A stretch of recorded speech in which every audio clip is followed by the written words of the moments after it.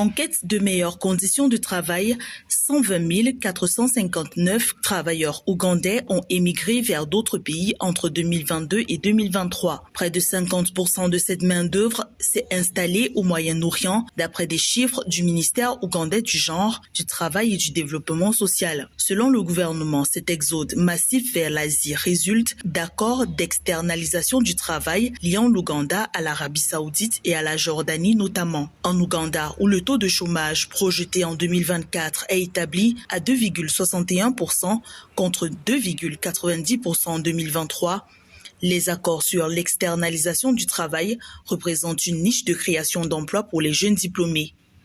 L'Ouganda a décidé d'explorer un mécanisme juridique qui permet à l'Ouganda d'externaliser sa main-d'œuvre.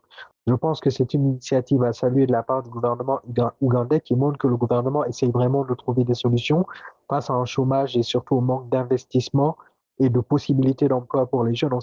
Alors que des experts alertent sur la fuite des cerveaux et des compétences liées à l'immigration de la main-d'œuvre ougandaise, l'exécutif, lui, met en avant ses avantages économiques. L'externalisation du travail contribue significativement aux recettes du pays. En effet, le Trésor ougandais a récolté 25 milliards de shillings de revenus en 2022-2023 grâce à cette pratique.